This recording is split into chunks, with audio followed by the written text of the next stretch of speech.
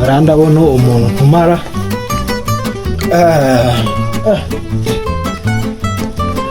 babajama banje sera ko batari kugera n'uvuba biragenda bakantegereze gatoya uriya kanya baraba bageze hano bosi bari ndikona mu mutegutse sha twamenyeye kuva rega twamenyeye kujya tuvuye iwawe tigikapusi imari none rero ko wambaye neza mbese irawaje uragiye batwihera ijana ko wambaye neza ko sha discipline bura mwayineye nababwiye ngo iki nababwiye ko discipline ariyo ya mbere urumva hasoni ya mbere ni iki gifite kana gahari discipline niyo ya mbere muri byose sibuka mubaza umuntu yaguhindura ubuzima ute nta discipline na uraza guhura n'umukire nkanjye bosi jumba azuru kwigira gutya ubwo ni umutsajya natwabikorana cyo muhaguruke rero iki gikapu mugiye kukijanira uwitwa Karoli kibahereza musantira none musantira urumva hari ibintu arahita yongera abahereze byanje mubizane urumva kaye munyaruke uragitwara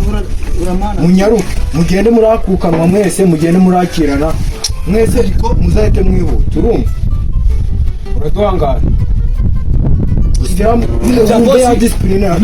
mugende kumureba nyuma y'isaha mbabona ndeberara uramu bosi aradukundaga uranago bizi ariko nebarebana ahantu tujyaga tuvuye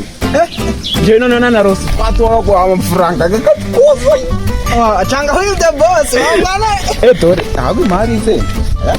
Karoli uhasanga ndikakuzipunda Karoli uhasanga na Karoli ari umukire na bosi kati uvumba aba bosi babiri tugenda gake kandi bosi yatwizeye abo tukataze kujya tugenda bosi wa nani kuko kibinu kuvuga ngo urugabo kugera tugiye kwa Karoli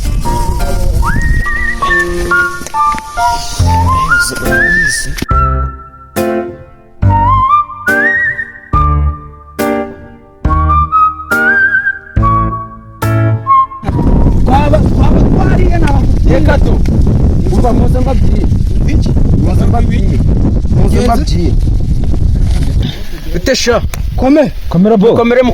boss wanyu nina ha twebwe wacu nina ha kukabarore hano ngaha muri zino karitsiye ndiko turabata kabina hanga twewe ubundi amazina yacu twebwe abantu bo muri karitsiye baratuzi turi ibirangiri ndi kubyumva bose ariko sha umva mbabyiye iki gikapu kirimo amafaranga garemereye cyako mukikikiriza kuri rugamba muramuzi twingiza abantu muramuzi ayemera rugamba ko tujye twamenya muri no karitsiye mugasantire na muhazi musantire hahandi kuri gwa mujyango gwa mbere ariho munshikiriza uyu mugabo kwa Karamama muri gwa mujyango gwa Karamama niho tugiye muragera kwa Rishari sukuraga mujyango gwa mbere gwa mbere niho muranshikiriza iki gikapu mukimume aya harimo amafaranga hajya oya kijana mu giterure mu giterure na poste tugenda ariko umva mbabwire muze hano buriya ndabizera gute none twebwe twizere cyane rwose oya mugira icyo munsi gira kugira mbizere akira kino gikapu oya mukinsigire iyi ni imari mukinsigire ubwo twebwe turagiye guduka mwihute ubwo mukimugezo hakiri kare mubanguke bose turaje mubanguke ndabizeye do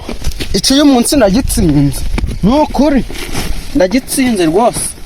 garimo umuhijya bumwe akayobya uburarimbwa yiwe hano tujye kuyasanga ugiye kwinjiramo wowe ufite imari niwo injiramo akira fata nyinjira wayinyimye kare wowe tugende ngo shaka mwabigoryi hano nagute twebwe duhuye n'umugabo nawabyumva umuntu ufite imara ngo tuzane kwa Rugamba amafaranga umusare amafaranga igikapu kinuzu dore twe nikatubwe haka twagifungura ma ngura ture anyiga Yesu Kristo abazimu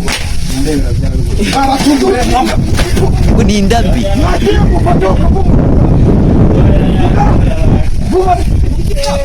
Muda mfatun Yande Mara Hasan Ndebe bigoni Hasan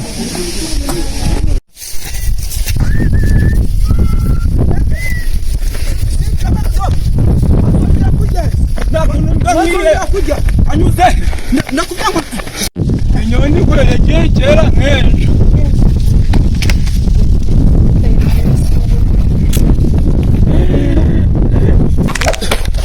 Ingani ni mama